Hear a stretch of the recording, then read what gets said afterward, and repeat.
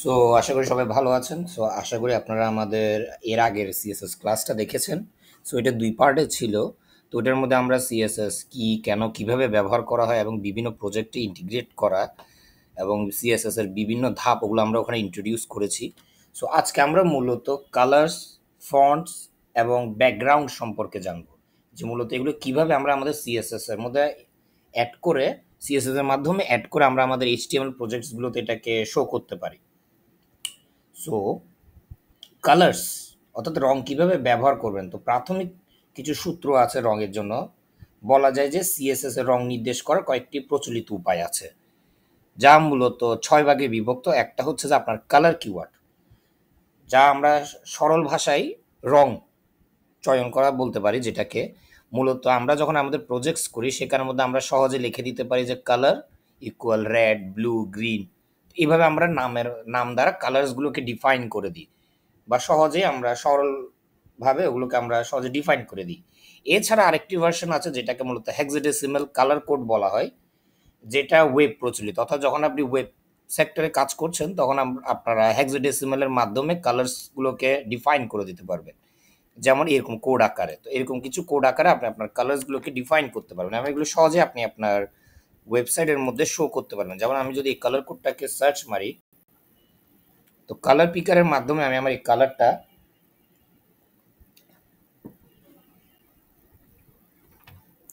একটু উঠাই। সো এটা মূলত রেড কালার, যে হেক্সাডেসিমাল এর মাধ্যমে আমি এটাকে শো করছি। এছাড়া আরেকটি আছে আরজিবি, যা মূলত রেড, গ্রিন, ব্লু ভ্যালুস।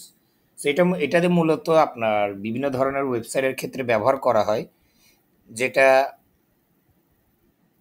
দেখতে কিছুটা এরকম। এই যেমন এটা হচ্ছে 8 জিবি, 8 জিবি মূলত কোড এরকম কিছু নাম্বারিং আকারেই এটাকে ডিফাইন করা হয়।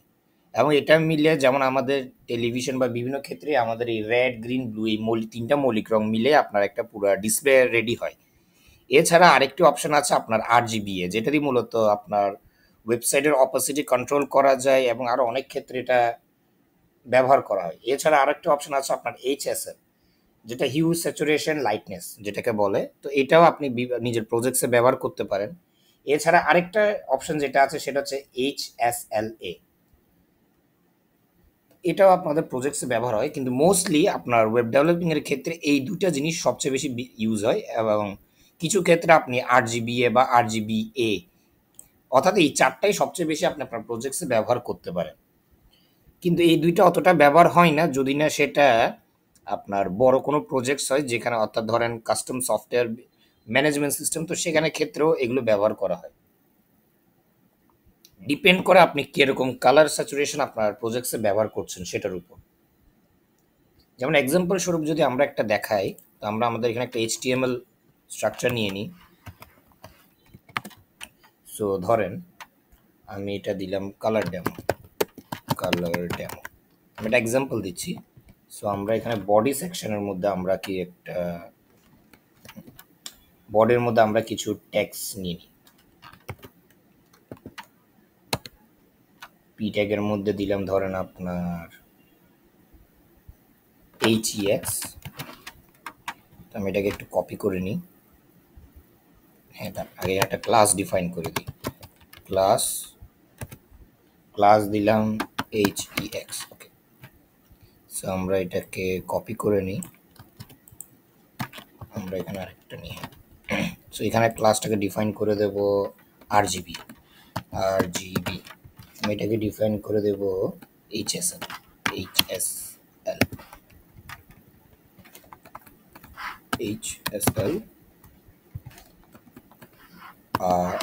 RGB মূলত এগুলো দিয়ে আপনার ওয়েবসাইটের ক্ষেত্রে আপনি কালার্স অ্যাড করতে পারেন। এছাড়াও আরও একটা অপশন আছে RGBA, যেমন ধরেন আমরা চাইলে এখানে আরেকটা অ্যাড করতে পারি RGBA। সেটা আমরা একটা এক্সাম্পল দিচ্ছি মূলত RGBA যে কালার্সগুলো কিরকম দেখতে লাগবে।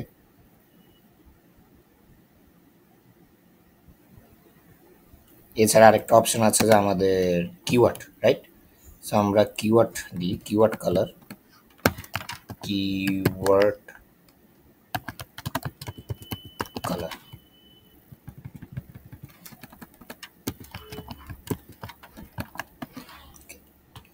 হয়ে গেল আমাদের একটা এইচটিএমএল এক্সাম্পল। তো আমরা এটাকে সেভ করি এবং যদি আমরা আমাদের সিএসএস এ যাই, এগুলো সরাই দিই। হ্যাঁ, সিম্পলভাবে আমরা একটা বডি নিয়ে নিই এবং বডির মধ্যে আমরা ফন্ট ফ্যামিলি, হ্যাঁ ফন্ট ফ্যামিলি ডাইরেক্ট করে দিই। আমরা সিম্পলি একটা h1 ট্যাগ নিই।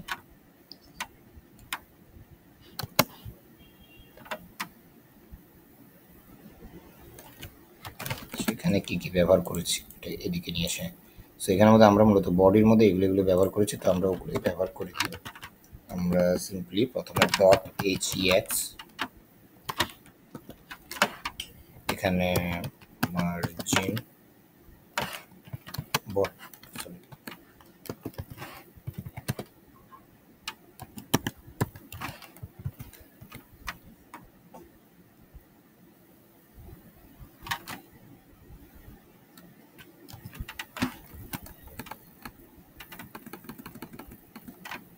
আমরা এখানে প্রথমে কালারের মধ্যে আমি এক্স এর কালারটা দিই। এখান থেকে সিম্পলি আমরা যাব এই এক্স, এই রেড কালার কপি করলাম, এই কালার দিলাম। ওকে, এরপর আরেকটা আছে আমাদের আরজিবি। আরজিবি কালারটাও মূলত সিমিলার হয়, বাট এটার ক্ষেত্রে আমরা এখানে আরজিবি কালার দিয়ে ধরেন একটা নাম্বারিং আকারে, আমরা এখানে নাম্বারিং আকার একটা দিলাম। এরপর আছে আপনার RGBA, আমরা RGBA-টা দিই। সেখানে RGBA কোথায়? এখানে RGBA-টা দেওয়া নেই। জেনারেলি RGB অবধি কালার পিক করা যায়, বাট RGBA-টা অনেক ক্ষেত্রে ইউজ হয়। তো এখানের মধ্যে আমি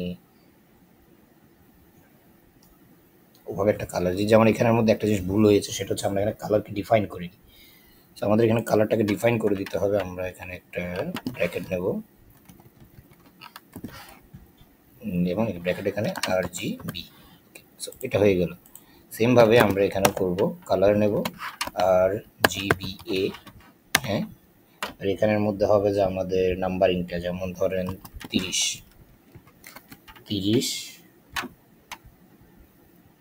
144,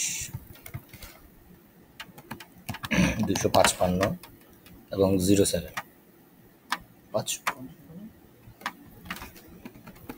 0.7। সো এটা হয়ে গেল আমাদের RGBA এবং এর নিচে আছে আমাদের HSL ডট HSL। সো HSL-টাও আমরা এভাবেই দিয়ে দিই। HSL-টা হবে যে আপনার কালার HSL। HSL-টা মূলত আমাদের এখানে দেওয়া আছে, তাই HSL আমরা সিম্পলি এটাকে কপি করে নিলাম এবং এই জায়গায় এটাকে পেস্ট করে দিই। এটা হয়ে গেল আমাদের একটা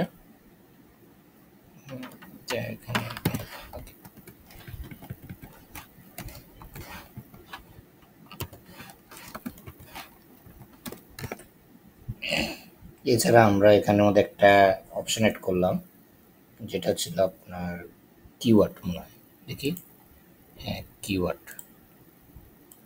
আমরা এই কিওয়ার্ডটাকে নেব,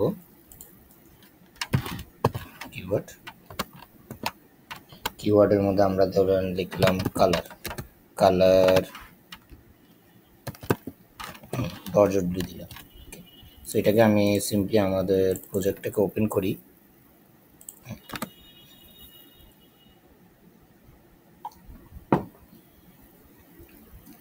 হ্যাঁ, এখানে একটা ভুল হলো যে আমরা এখানে লিঙ্ক আপ করিনি। আমরা লিঙ্ক আপ করে দিই। এই লিঙ্কে দিলাম ধরেন style.css। ওকে,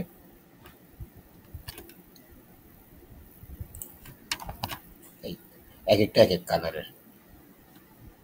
এখানের মধ্যে যেখানে আমরা প্রতিটি কোড লাইনের পরে, যেমন এখানের মধ্যে একটা অনেকের প্রশ্ন হতে পারে যে মানে এই যে এখানে 0.7, এটা মূলত কি? তো 0.7 মানে হচ্ছে 70% অপাসিটি।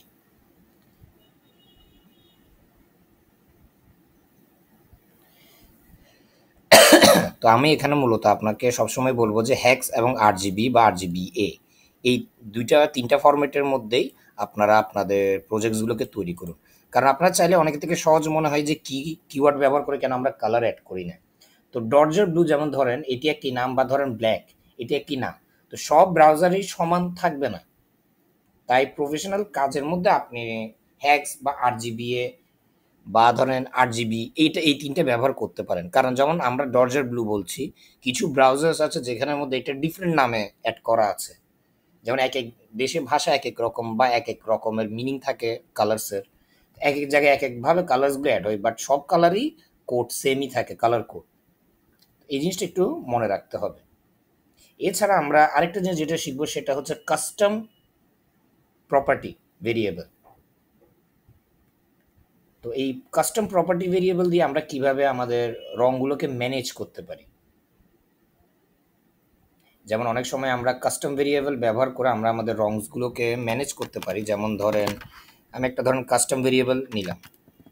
কাস্টম ভেরিয়েবল তৈরি করার জন্য আপনারা সবার আগে এরকম একটা ইয়ে নেবেন, তারপর রুট। ওকে, এটা হচ্ছে আপনার একটা কাস্টম ভেরিয়েবল। তো এখানের মধ্যে রুট হলো ডকুমেন্ট রুট, যেটার মধ্যে মূলত আপনার ভেরিয়েবলগুলো স্টোর করা হয়। এবং ভেরিয়েবল স্টোর করার জন্য আপনাকে প্রথমত দুটো হাইফেন নিতে হবে, এরপর আপনি আপনার ভেরিয়েবলটা স্টোর করতে পারবেন। সিএসএস এর মধ্যে ভেরিয়েবল স্টোর করা যায়। এভাবে আপনি আপনার ভেরিয়েবলটা স্টোর করবেন। তো এই ক্ষেত্রে আমি আমার কালার ভেরিয়েবল স্টোর করছি। ধরেন আমি স্টোর করলাম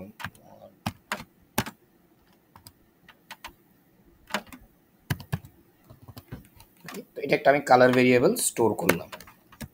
এবং আমি চাইলে এখানের মধ্যে এবার আরেকটা কালার ভেরিয়েবল স্টোর করতে পারি। যেমন ধরেন এইভাবে আমি লিখলাম যে ব্র্যান্ড ডার্ক, অর্থাৎ এই যে কালারটা এটার ডার্ক ভার্সনটা। আমি এখানে একটা ডার্ক ভার্সন অ্যাড করি।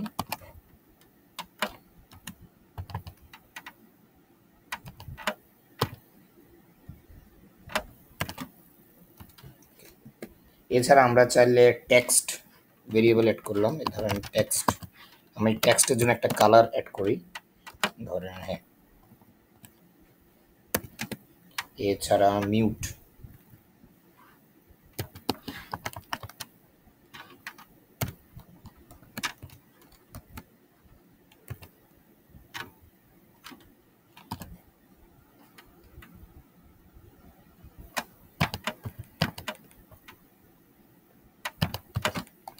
হয়ে গেল। সো এবার আমরা মূলত এখানের মধ্যে ভেরিয়েবলস ডিসাইড করেছি। এটা করার কারণ হচ্ছে আমরা যখন বড় প্রজেক্টস তৈরি করব সেই ক্ষেত্রে আমরা সব জায়গায় কালার কোড মনে রাখতে পারবো না, বা কালার কোডসগুলো অ্যাড করতে পারবো না। তো সেই ক্ষেত্রে আমরা যদি প্রজেক্টের শুরুতেই সেই কালার্সগুলোকে একটা নির্দিষ্ট নাম দিয়ে দিই, যে অর্থাৎ ব্র্যান্ড আমি কোথায় ব্যবহার করব, এবং ব্র্যান্ড কালারটাকে যদি আমার আরেকটু ডার্ক দরকার তাহলে আমি এটা ব্যবহার করব, এবং টেক্সটের ক্ষেত্রে আমি টেক্সট কালার ব্যবহার করব, এবং মিউটেড কালারের ক্ষেত্রে আমি এই কালারটা ব্যবহার করব। এভাবে ভেরিয়েবলের মাধ্যমে আমরা যদি এগুলোকে ডিফাইন করে দিই তাহলে আমাদের জন্য বেশি সহজ হয়। যেমন ধরেন এবার যদি আমি একটা সিএসএস ব্যবহার করি, ধরেন আমি হেডারের ক্ষেত্রে একটা সিএসএস ব্যবহার করছি এক্সাম্পল স্বরূপ। আমরা একটা হেডার নিলাম, রাইট। এখানের মধ্যে আমরা চাচ্ছি যে আমাদের কালার্সগুলো অ্যাড্রেস করতে।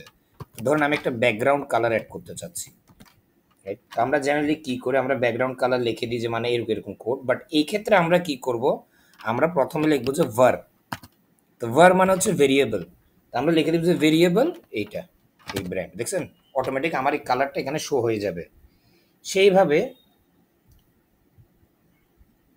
আমরা এখানে ব্যাকগ্রাউন্ড কালার অ্যাড করলাম। এবার আমরা এখানে ধরেন আমরা নর্মাল কালার অ্যাড করি, আমরা ধরেন হোয়াইট দিলাম, এবং এখানে একটা মার্জিনও অ্যাড করে দিই, প্যাডিং 20 পিক্সেল। এটা মূলত আমরা এইভাবে একটা কালার অ্যাড করলাম। সেম ভাবে যদি আমরা ধরেন এ ট্যাগের ক্ষেত্রে অর্থাৎ লিঙ্কের ক্ষেত্রে আমরা কালার অ্যাড করি, কালারটা আমরা কিভাবে অ্যাড করতাম, আগে আমরা জাস্ট কালারের নাম বা কোডটা লিখে দিতাম, বাট এই ক্ষেত্রে আমরা কি করব, আমরা জাস্ট সিম্পলি ভেরিয়েবল, আমরা এখানে ধরেন কালার কোনটা দিই, টেক্সট দিই। ওকে, কারণ আমরা টেক্সট এই কালার বাস শেষ। অটোমেটিক আমার কালারটা ওখানে শো হবে। সেমভাবে আমরা ধরেন স্মল একটা লিখলাম যে আমাদের মানে একটা স্মল টেক্সট আছে, সেখানে আমি একটা কালার দেখাতে চাচ্ছি। সো আমরা এভাবে নেব এবং এখানে কালার ওভার। সো এই যে মূল জিনিসটা, এটা মূলত ছিল যে আপনার, এখানে আমি মিউটেড দিলাম যা। এই যে জিনিসটা, এটা মূলত ছিল যে আপনি এখানে রুট ডকুমেন্টে আপনার কালার্সগুলোকে ডিফারেন্ট ডিফারেন্ট নাম দিয়ে দিবেন। তো এখানে আপনি চাইলে নিজেদের মতো নাম দিতে পারছেন, এখানে কোনো বাধ্যবাধকতা নেই যে ব্র্যান্ড ব্র্যান্ড ডার্ক এরকম দিতে হবে। আপনার হয়তো এরকম করে লিখে দিতে পারেন যে আমরা এখানে ব্র্যান্ডের জায়গায় লিখলাম যে ফর ফুটার এক্সাম্পল শুরু, এবং এর নিচেরটাতে লিখলাম যে ফর মাই মেনু। এটা এরকমভাবে লিখলাম যাতে আমাদের মানে বুঝতে সহজ হয়। তো আমরা এরকম প্রজেক্টসের ক্ষেত্রে বিভিন্ন ধরনের নেম দিয়ে দিই যাতে আমাদের পরবর্তীতে এডিট করতে সহজ হয়, যে মানে কোন কালারটা কোথায় ব্যবহার করার জন্য আমি ডিসাইড করলাম। এতে করে পরবর্তীতে আমি যখন চেঞ্জ করতে হবে আমাকে আর এখানের মধ্যে খুঁজে খুঁজে চেঞ্জ করার দরকার নেই, আমি জাস্ট ফাইলের একদম উপরে থাকা এই এরিয়ার মধ্যে এসে আমি আমার কালারটাকে চেঞ্জ করে দিতে পারছি। মূলত এটা কাজ আরও সহজ হবে। এবং যদি আপনি আপনার কালার থিম চেঞ্জ করতে চান, অর্থাৎ ধরেন ডার্ক থিম করতে চান, তখন সেক্ষেত্রে আপনি যেটা করবেন, এই রুটেরই মতো আপনি, এটি রুট হচ্ছে যে আপনার ডকুমেন্ট ফাইল বা আপনার মেইন কালার কনটেক্সট। তো সেমভাবে রুটেরই মতো আপনি আরেকটা জিনিস করতে পারেন, যেমন আমি এটাকে আগে কপি করে নিই। হ্যাঁ, তো রুটের মতো একটা জিনিস করতে পারেন আপনার ডার্ক থিমের কারণে। এখানে জাস্ট সিম্পলি আপনি লিখে দিবেন যে ডার্ক। ওকে, এটা এখন আপনার ডার্ক থিম হিসেবে হবে। পরবর্তীতে যখন আপনি আপনার এইচটিএমএল প্রজেক্টস ব্যবহার করবেন, প্রজেক্টের ক্ষেত্রে আপনি ডার্ক থিমের জন্য যখন লেআউট করবেন, সেখানে আপনি জাস্ট এই ডার্কটা এখানে সেট করে দিবেন। তো যখন আপনার এখানে ডার্ক মোডে যাওয়া হবে তখন এটা ইনিশিয়ালাইজড হবে, আর নর্মাল মোডে আপনার এটা ইনিশিয়ালাইজড হবে। মূলত এটাই হচ্ছে যে সিএসএস এর প্রিন্সিপালটা। সো কন্ট্রাস্ট আর অ্যাসেবিলিটিটা বেশি খেয়াল রাখতে হবে আমাদের প্রজেক্টের ক্ষেত্রে, যেমন কালার ও ব্যাকগ্রাউন্ড কালারের মধ্যকার কন্ট্রাস্ট পরীক্ষা করা খুব জরুরি। যেমন আপনার কালার এবং ব্যাকগ্রাউন্ডের কালারটার সাথে কিরকম হচ্ছে, এবং আপনার ব্যাকগ্রাউন্ডের কালারের সাথে আপনার টেক্সট কিরকম, টেক্সট কালার কিরকম ম্যাচ হচ্ছে। অনেক সময় আমরা প্রজেক্টসের মধ্যে কালার্স দিয়ে দিই এবং পরবর্তীতে খেয়াল করি যে আমাদের ব্যাকগ্রাউন্ড কালার এবং আমাদের ফরগ্রাউন্ড কালার একে অপরের সাথে ম্যাচ হচ্ছে না। তো এক কথায় উচ্চ কন্ট্রাস্ট থাকা মানে হচ্ছে আপনার টেক্সট পড়তে সুবিধা হবে। কারণ অনেক সময় আমাদের প্রজেক্টসের মধ্যে খুব ক্ষুদ্র ক্ষুদ্র টেক্সট থাকে, তো যেগুলো পড়তে কষ্ট হয়। তো সেই ক্ষেত্রে যদি আপনার টেক্সটগুলো উচ্চ কন্ট্রাস্ট যুক্ত হয় তাহলে ভালো। যেমন সমস্যা হচ্ছে যে ধরেন আপনার ব্যাকগ্রাউন্ডটা সাদা এবং আপনার লেখাটাও সাদা, তো সেই ক্ষেত্রে আমাদের খেয়াল রাখতে হবে যাতে আমাদের ব্যাকগ্রাউন্ড আর, অর্থাৎ ব্যাকগ্রাউন্ড আর ফরগ্রাউন্ডের কালার যাতে ডিফারেন্ট হয়, তাহলে আমরা ওটাকে ক্লিয়ারলি দেখতে পারবো। আশা করি এতটুকু বোঝা গিয়েছে। তা আমাদের এতটুকুতে আমরা এতটুকু বুঝলাম যে মানে এগুলো কিভাবে কাজ করে। তো এবার আমরা একটা জিনিস যেটা জানবো সেটা হচ্ছে ফন্টস। যেমন প্রজেক্টস তৈরি করার ক্ষেত্রে আমাদের সবচেয়ে গুরুত্বপূর্ণ জিনিস হচ্ছে ফন্ট। তো এটা আমরা আমাদের আগের ক্লাসও দেখিয়েছিলাম। তো ফন্ট, যেমন তো ফন্ট ফ্যামিলি সিনট্যাক্স ব্যবহার করে মূলত আমরা আমাদের ব্রাউজারে বা আমাদের এখানের মধ্যে স্টোরে যে ফন্টসগুলো প্রি ইনস্টল আছে সেগুলোকে ডিফাইন করি। তো ফন্ট অ্যাড করার অনেকগুলো উপায় আছে, তার মধ্যে একটা হচ্ছে আপনার ইনলাইন ফন্ট, অর্থাৎ যেটা আপনার অলরেডি আপনার সার্ভারের মধ্যে লোড করা আছে। যেমন আমার পিসিতে যে ফন্টগুলো আছে আমি সেই ফন্টগুলি চাইলে আমার সিএসএস এর মধ্যে মাধ্যমে লোড করতে পারি। যেমন ধরেন ফন্ট লোড করার জন্য আমরা প্রথমে একটা বডি নিলাম এবং এই বডিটাকে আমি বডির মধ্যে ফন্ট ফ্যামিলির মাধ্যমে আমরা আমাদের এখানে একটা ফন্ট নিতে পারি। ফন্ট অনেক টাইপের হইতে পারে, যেমন ধরেন এরিয়াল, বা ধরেন আপনার স্যান্স সেরিফ, বা ধরেন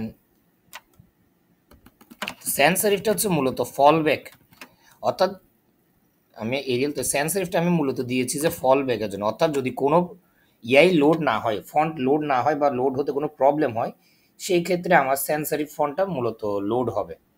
ওকে, যেমন ধরেন আরও আছে, যেমন ধরেন রোবোটো, বিভিন্ন ধরনের ফন্ট আছে। তো ফন্ট ফ্যামিলির মাধ্যমে আমি আমার সার্ভারের মধ্যে থাকা ফন্টগুলোকে এখানে কল করছি। এছাড়া আরেকটি মাধ্যম আছে যেটার মাধ্যমে আমরা আমাদের এখানে ফন্ট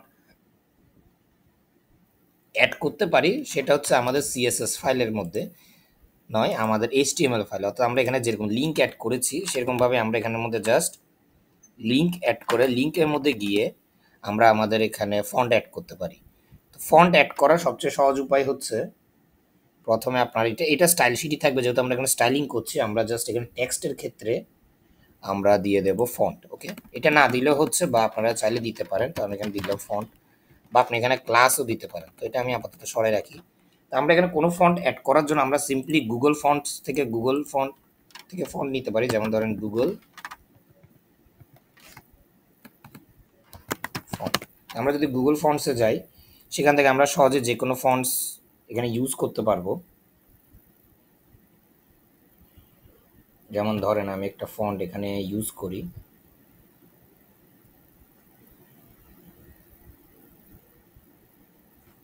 সো আমি এখান থেকে একটা যে কোনো ফন্ট একটা নিই। আমার এখানে মানে অলরেডি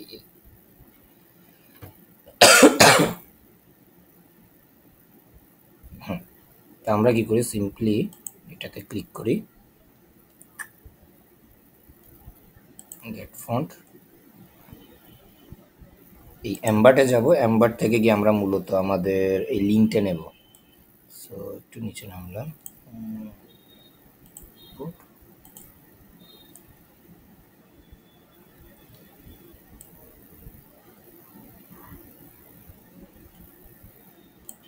সো এখান থেকে আপনি এই ফন্টের লিঙ্কটা নিয়ে নিলে হচ্ছে।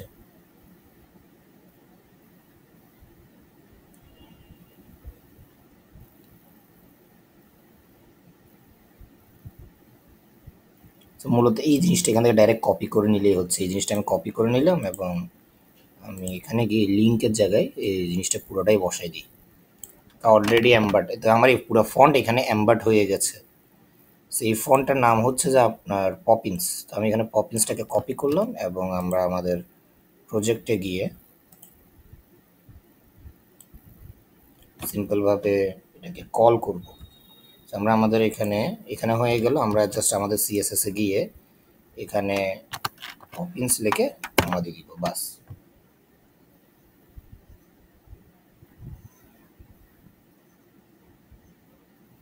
আমরা এটা এইভাবেও দিতে পারছি, হ্যাঁ এইভাবে, হ্যাঁ ওকে। সো আমরা এই পপিন্স, বাস।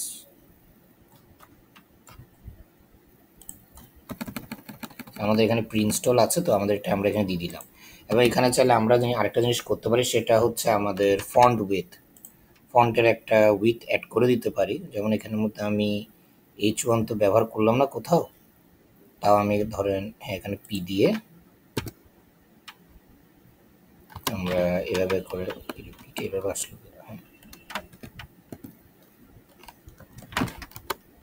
আমরা এখানে পি দিয়ে ফন্টের একটা ওয়েট অ্যাড করে দিতে পারি।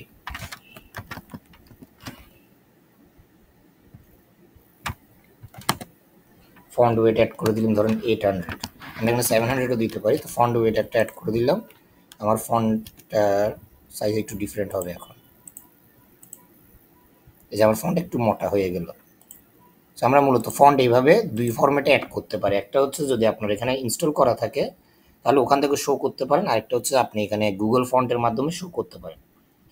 আরেকটা হচ্ছে সেলফ হোস্টিং, যেমন যেটাকে ফন্ট ফেস প্রয়োগ করে আপনি লোকাল ফন্ট সেলফ হোস্ট করতে পারেন।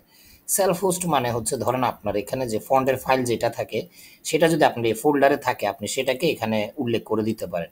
তো সেটা করার একটা উপায় হচ্ছে সেলফ হোস্ট, যেটাকে মূলত ফন্ট ফেস বলে। তো আমি প্রথমে একটা @ নিয়ে ফন্ট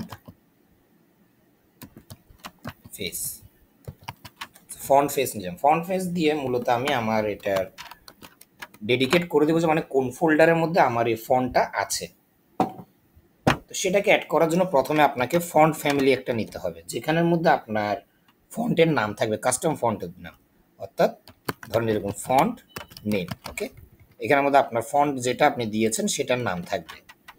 এরপরে হচ্ছে আপনার সোর্স, আপনি সোর্স প্রপার্টিটা নেবেন এবং এটাকে অ্যাড করবেন এখানের মধ্যে। তো এখানে অ্যাড করার জন্য আপনি সিম্পলি ইউআরএল নেবেন।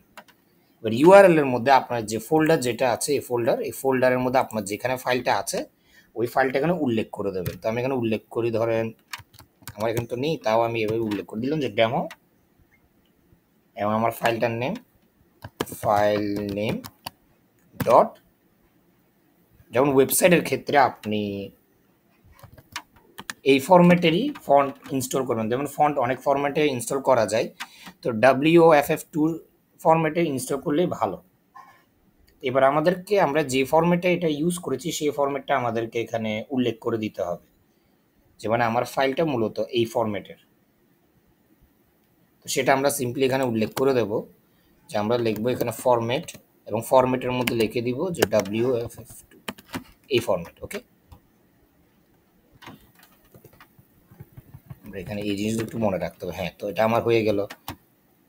এছাড়া এখানে চাইলে আমরা আরেকটা ফরম্যাট ইউজ করতে পারতেছি বা আরেকটা ফাইল অ্যাড করতে পারছি। সিম্পলি আপনি এখানের মধ্যে যাবেন, এইখানে নিচে গিয়ে আপনি আপনার আরেকটা ফাইল এই সেম ইউআরএলটা কপি পেস্ট করে এর মধ্যে জাস্ট আপনার আরেকটা ফন্ট যদি থাকে সেটা ইনস্টল করে দেবে, এবং ধরেন সেটার ফরম্যাট হচ্ছে যে WFF,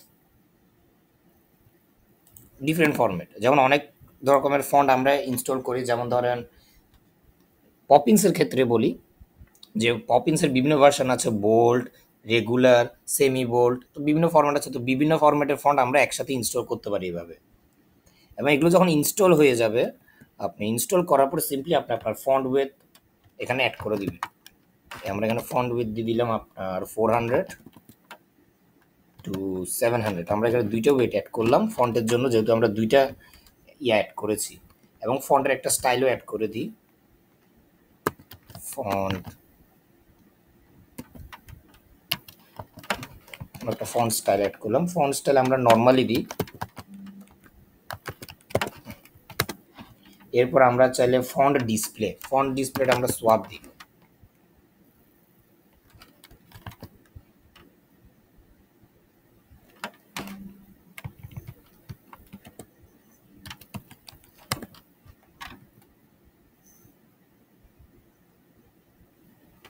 এবার যখন আমরা আমাদের ফন্টটাকে ইউজ করবো, আমরা জাস্ট এখানের মধ্যে ইউজ করার জন্য আমরা বডির মধ্যে এখানে আরেকটা দিব যে ফন্ট নেম, কমা, বাস আমরা আমাদের ফন্ট নেমটা এখানে লিখে দেব। মূলত এইভাবে আপনি ইনস্টল করবেন যেখানের মধ্যে। তো প্রজেক্টসের ক্ষেত্রে আপনি পারলে এই টাইপের ফরম্যাটটা ব্যবহার করতে পারেন, কারণ এটা সাইজে ছোট হয় এবং দ্রুত লোড হয়। এবং একটা জিনিস মনে রাখতে হবে যে ফন্ট ফাইলের যে আপনি পাথ যেটা ব্যবহার করছেন ওটা সবসময় যাতে ঠিক থাকে আপনার তার এবং এই ফরম্যাট যাতে ঠিক থাকে, এবং ফন্ট ডিসপ্লে করার সময় আপনি এই সোয়াপ অপশনটা অ্যাড করে দিন। অর্থাৎ কোনো সময় যদি আপনার ফন্টে কোনো প্রকার প্রবলেমস হয়, যাতে আপনার ডিফল্ট ফন্টটা অটোমেটিক লোড হয় এই ক্ষেত্রে।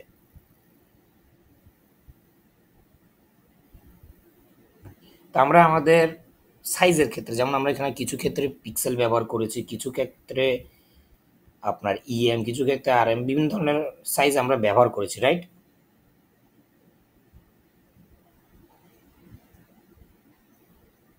সো বড় প্রজেক্টের ক্ষেত্রে REMটা ব্যবহার করতে পারেন আপনি সাইজের ক্ষেত্রে, এবং চাইলে আপনি পিক্সেলও ব্যবহার করতে পারেন, বাধ্যবাধকতা নেই। বাট বিভিন্ন প্রজেক্টের ক্ষেত্রে, বড় বড় প্রজেক্টের ক্ষেত্রে ওরা REM বা VHটা ব্যবহার করে।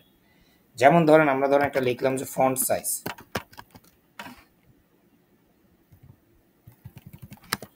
সাইজ লিখলাম, আমি এখানে লিখলাম যে 16 পিক্সেল। ওকে, 16 পিক্সেল লিখলাম। তো 16 পিক্সেল ইকুয়াল 16 পিক্সেল মানে হচ্ছে যে আপনার 1 REM।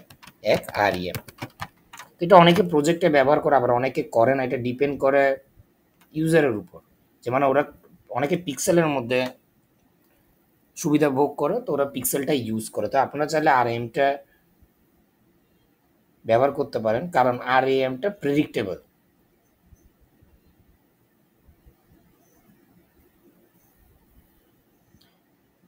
তো পিক্সেলটাও ব্যবহার করতে পারেন, সেটা কোনো প্রবলেম নেই।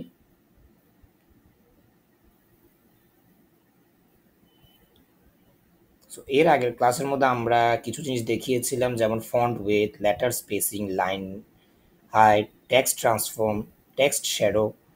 তো ওগুলো নিয়ে আমি একটা সিম্পল ইন্ট্রোডিউস আবার করে দিই। যেমন ধরেন আপনার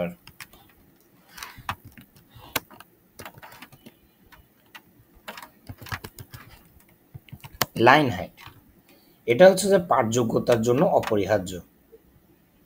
যেমন লাইন হাইট ব্যবহার করে আপনি দুইটা লাইনের মধ্যবর্তী যে ফাঁকটা থাকে, অর্থাৎ উপরের লাইন নিচের লাইন, এই দুটোর মধ্যে কতটুকু ফাঁক থাকবে সেটা সেট করতে পারবেন, যেটা মূলত 1.4 থেকে 1.8 মধ্যে থাকলে ভালো। 1.4 থেকে আপনি 1.8 অবধি রাখতে পারেন, অর্থাৎ দুটোটা একসাথে দিয়ে না, মানে 1.4 বা 1.8 অবধি রাখতে হচ্ছে।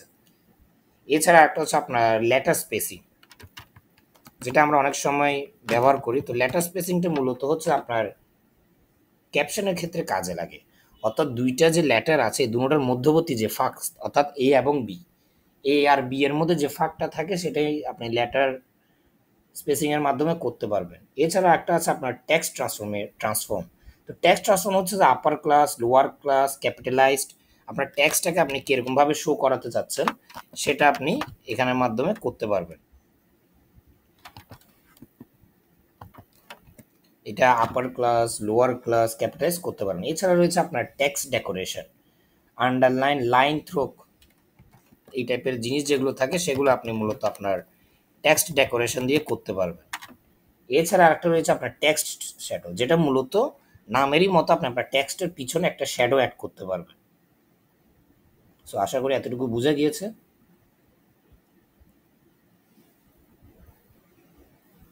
যেমন এর আগের ক্লাসে আমরা দেখিয়ে দিয়েছিলাম যে ব্যাকগ্রাউন্ড কালার টালার কীভাবে অ্যাড করে বা ব্যাকগ্রাউন্ড ইমেজ কীভাবে অ্যাড করে। সো আজকে আমরা আরেকটা বেসিক জিনিস শিখবো, সেটা হচ্ছে সিএসএস গ্রেডিয়েন্ট। যারা আমরা ব্যাকগ্রাউন্ডে কালার অ্যাড করা তো শিখলাম, কিন্তু ব্যাকগ্রাউন্ডের মধ্যে আমরা চাইলে গ্রেডিয়েন্ট কীভাবে অ্যাড করব। সো গ্রেডিয়েন্ট অ্যাড করার একটা খুবই সহজ উপায় হচ্ছে আপনার,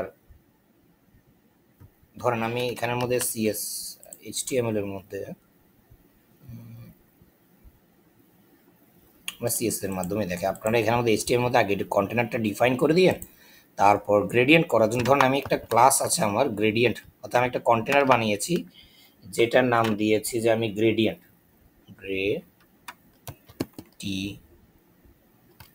ওকে গ্রেডিয়েন্ট, আমি এটা গ্রেডিয়েন্ট 1 দিই। আমার এখানের মধ্যে একটা কন্টেনার আছে যেটার নাম বা একটা পার্ট আছে যেটাকে আমি গ্রেডিয়েন্ট দিলাম। হ্যাঁ এখানের মধ্যেই করি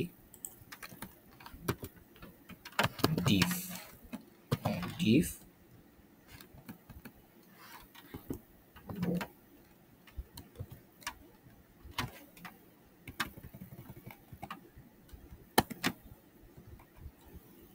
আমরা এখানের মধ্যে একটা ডিভ নিলাম। ওকে, সো এই ডিভের ভিতরে হবে যে আমাদের কন্টেন্ট। আমি কি করি, এক কাজ করি, কন্টেন্টসগুলো নিই, এগুলোকে আমরা মূলত আমাদের ডিভ যেটা সেটার ভিতরেই দিয়ে দিই। ওকে, সো এগুলো আমাদের হচ্ছে না, থাকুক এখানের ভিতরে। আমি একটা কাজ করি, পি ট্যাগ ধরুন একটা, আমরা জাস্ট ডেমো লেখা লিখলাম, এটা হচ্ছে আমার ডিভ ট্যাগ। তো ডিভ ট্যাগে আমি ক্লাসটাকে এভাবে ডিফাইন করে দিই যে ধরেন ক্লাস, ক্লাস দিলাম আপনার কি দিলাম এখানে গ্রেডিয়েন্ট 1, গ্রেডিয়েন্ট 1 দিয়ে আমি এটাকে ডিফাইন করে দিলাম এবং এটাকে করে দিলাম। এটা একটা রিফ্রেশ দিই। সো আমাদের ধরেন একটা টেক্সট আছে এখানে, আমরা একটা গ্রেডিয়েন্ট অ্যাড করলাম। সেই গ্রেডিয়েন্টের ভিতর আমরা আমাদের ব্যাকগ্রাউন্ড কালার যেটা সেটা অ্যাড করব। আমরা এখানে জাস্ট সিম্পলি ব্যাকগ্রাউন্ড ক্লিক করব এবং ব্যাকগ্রাউন্ডের মধ্যে গ্রেডিয়েন্ট অ্যাড করার জন্য গ্রেডিয়েন্ট দুই ফরম্যাটে হয়, একটা হচ্ছে লিনিয়ার আর একটা হচ্ছে রেডিয়াল। সো আমরা প্রথমে লিনিয়ারটা ব্যবহার করি, লিনিয়ার, আমরা লিনিয়ার গ্রেডিয়েন্ট নিই। এবার লিনিয়ারের মধ্যে আমরা প্রথমে থাকবে আপনার ডিগ্রি, অর্থাৎ আপনার ইয়েটা কত ডিগ্রি হবে। তো আমি দিলাম যে 90 ডিগ্রি, 90 ড্যাক। এরপর আপনার হবে যে কালার, কালার দিলাম আমি ধরেন রেড, রেড কালার এখানে 2% দুই ফরম্যাটে দেওয়া যায়। আমি ধরেন কালার প্রথমে দিলাম রেড, রেড থেকে একটু জায়গা নিয়ে আমি এখানে রেডটা দিলাম 20%। ওকে, এবং একটা কমা দিলাম। এরপর আমি এখানে দিলাম একটা কালার ধরেন ব্লু, ব্লু দিলাম 100%, না 100%, এখানে 20 যখন দিয়েছি, ব্লু দিয়ে আমি 50%। ওটাকে সেভ করলাম। এখানে শো হয় নাকি? এই যে দেখছেন একটা খুব সুন্দর গ্রেডিয়েন্ট ডিজাইন আমাদের এখানে শো করছে।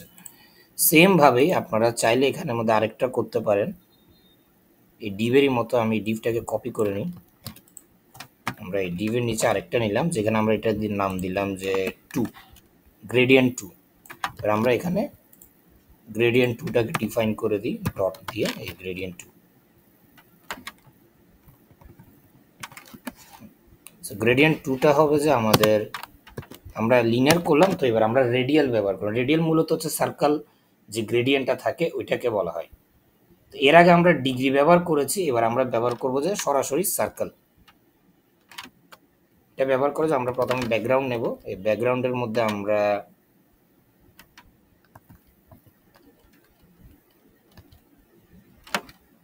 এই রেডিয়াল গ্রেডিয়েন্টটা নেব।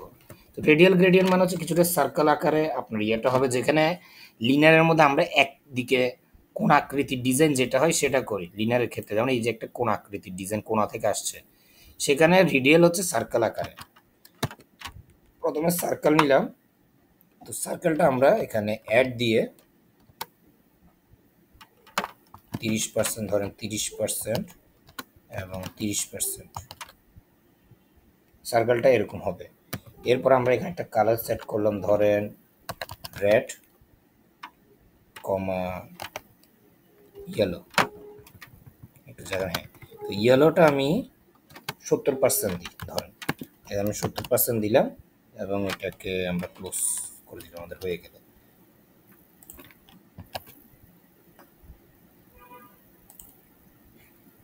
আচ্ছা সরি, এখানে সেভ করিনি আমরা। হ্যাঁ,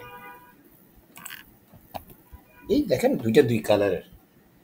সো এটা হচ্ছে যে আপনার লিনারটা একটু কোনাকুনি যায়, যেখানে রেডিয়ালটা হচ্ছে একদম সার্কুলার, অর্থাৎ সব দিকেই ভালো মতো কালার্সটা মিশতেছে।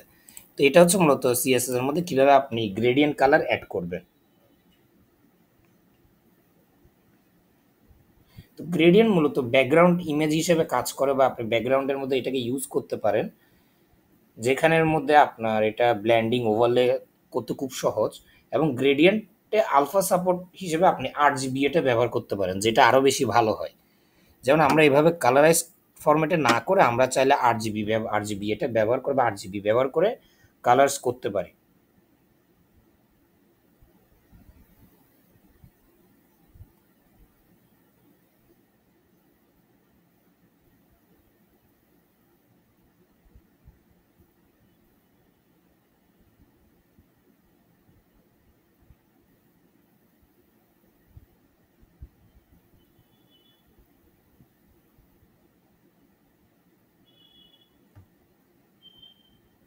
সো আশা করি এতটুকু বুঝে গিয়েছে। আরেকটা জিনিস হচ্ছে যেটা হচ্ছে মূলত ওভারলে টেকনিক। ওভারলে করার বিভিন্ন উপায় আছে, যেমন প্রথম পদ্ধতিটি হচ্ছে আপনার প্যাসেডো এলিমেন্ট। এর আগের ক্লাসে আমরা দেখিয়েছিলাম যে প্যাসেডো এলিমেন্ট কিভাবে ব্যবহার করে। সো ধরেন আমরা একটা সিএসএস লিখি, ধরেন আমাদের একটা ব্যাকগ্রাউন্ড ইমেজ আছে যে ডট ব্যাক, আমরা ডট ব্যাকগ্রাউন্ড লিখলাম যে আমাদের ব্যাকগ্রাউন্ড ইমেজটা এইভাবে হবে। আমরা ডট ব্যাকগ্রাউন্ড নিলাম এবং এটা এইভাবে নিলাম। ওকে, সো আমরা প্রথমত আমাদের ব্যাকগ্রাউন্ডের পজিশন অ্যাড করব। আমি পজিশন দিলাম যে রিলেটিভ, অর্থাৎ এটা রেসপন্সিভ হবে। তো এই যে আমরা পজিশনটা রিলেটিভ দিলাম, এক জায়গায় স্থির না থেকে। এবার আমরা ধরেন ব্যাকগ্রাউন্ডে গিয়ে আমরা আমাদের ইউআরএল নেব, যেহেতু আমরা ইমেজ অ্যাড করছি। তো ইমেজের জন্য আমার এখানে ফোল্ডারটার নাম দিই এই demo/img.png। ওকে, আমরা একটা জাস্ট ডেমো ইমেজ অ্যাড করলাম। ইমেজ অ্যাড করার পর আমরা এখানে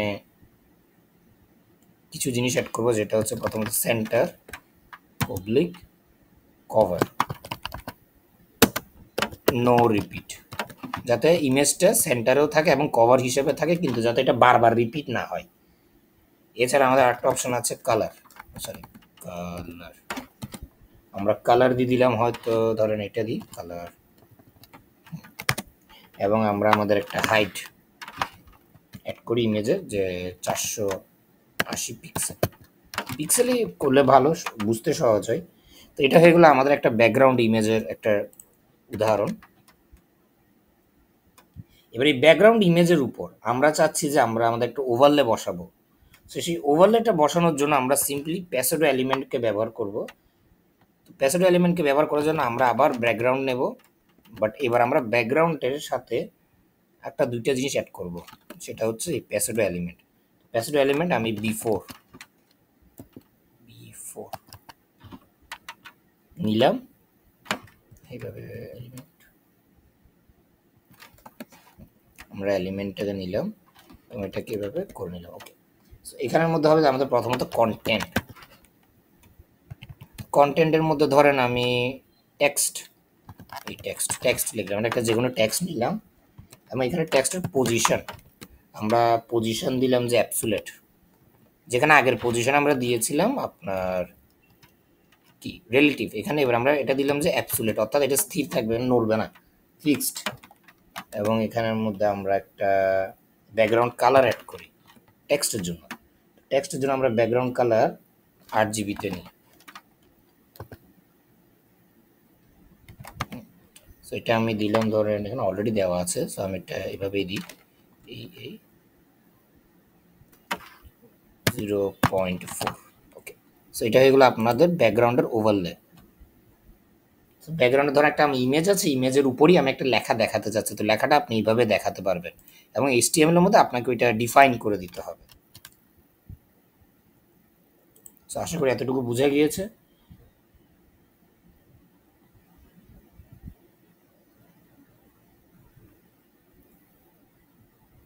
তো এখন ধরেন আপনি আপনার এই যে ইমেজ, ব্যাকগ্রাউন্ড ইমেজ, সেটার উপর একটা টেক্সট আছে এবং এই টেক্সটের উপর আপনি আরেকটা ওভারলে বসাতে চাচ্ছেন, মানে হালকা কালার বেসড একটা ওভারলের উপরে বোঝানোর জন্য। তো তখন আপনি কি করবেন, সিম্পলভাবে আবার ব্যাকগ্রাউন্ড নেবেন, জাস্ট এখানের মধ্যে এবার ডট কন্টেন্ট এটা নেবেন। এই ডট কন্টেন্টের মধ্যে আপনার যাবতীয় যে জিনিসগুলো থাকবে ওগুলো শো করবে। যেমন ধরুন আপনি আবার পজিশনটা নিলাম, পজিশনটা দিলাম রিলেটিভ এবং জেড ইন্ডেক্স।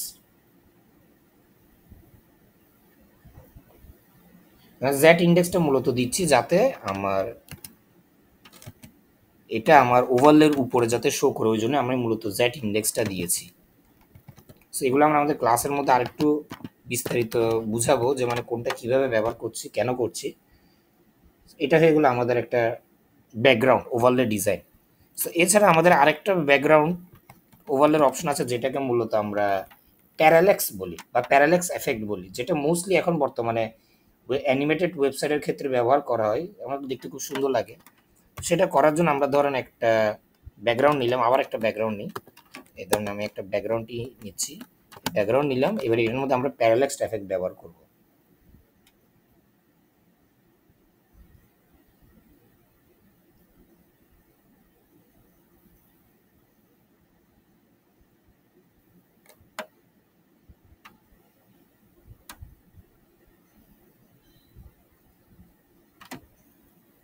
এটা করার জন্য আপনারা আমি এখানে উপর থেকে এই ব্যাকগ্রাউন্ড পার্টটুকু নিয়ে নিই। হ্যাঁ, এই ব্যাকগ্রাউন্ড পার্ট, এটা প্যারাল্যাক্স এফেক্ট অ্যাড করার জন্য আমরা এবার এখানে এটা দিয়ে দিব, বাস। এখানের মধ্যে নো রিপিট যেটা আছে, নো রিপিটের পর আমরা আরেকটা জিনিস অ্যাড করব, যেটা হচ্ছে আপনার ফিক্সড। এটা এখন ফিক্সড থাকবে, বাকি সব কিছু নড়বে, শুধু এটাই নড়বে না। যেমন ধরেন আমরা যদি এখন হাইট অ্যাড করি 600, তো এই ক্ষেত্রে আপনার ব্যাকগ্রাউন্ড ইমেজটা স্থির থাকবে, ব্যাকগ্রাউন্ড আর বাকি সব কিছু নড়বে। যেখানে আগে আপনার ব্যাকগ্রাউন্ড ইমেজের সাথে আপনার কন্টেন্টসগুলো একসাথে উপরে নিচে হতো, বাট এই ক্ষেত্রে এটাই তো একটা জিনিস মনে রাখতে হবে, যেখানে আমি ফিক্সড ব্যবহার করেছি, তো অনেক ব্রাউজার বা মোবাইলের ক্ষেত্রে ফিক্সড জিনিসটা কাজ করে না, সেখানে ডিফল্ট অপশনের মধ্যে চলে যায়।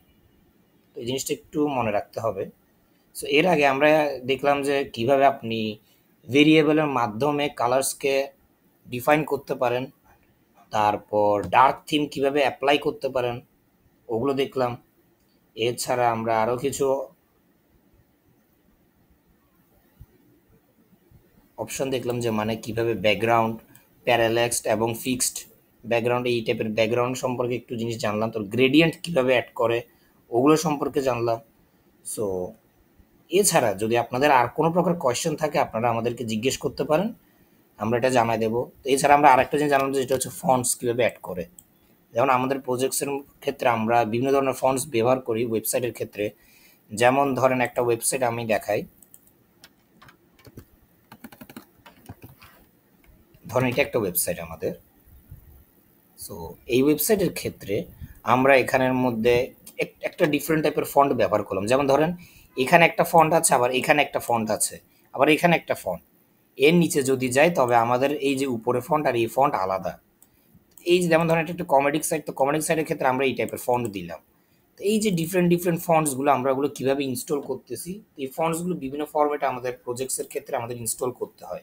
যেমন কিছু ফন্ট আমরা ওয়েব ইয়ার থেকে নিতে পারি, গুগল ফন্টে পাই, আবার কিছু ফন্ট আছে যেগুলো গুগল ফন্টে অ্যাভেলেবল নেই।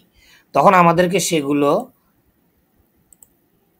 নিজের ফোল্ডার মধ্যে, অর্থাৎ আমাদের সাইডে যে ফোল্ডারটা থাকে মেইন ফোল্ডার, ওই মেইন ফোল্ডারে ইনস্টল করে আপলোড করে সেগুলোকে আমাদের সিএসএস এর মাধ্যমে প্রজেক্টে অ্যাড করতে হয়।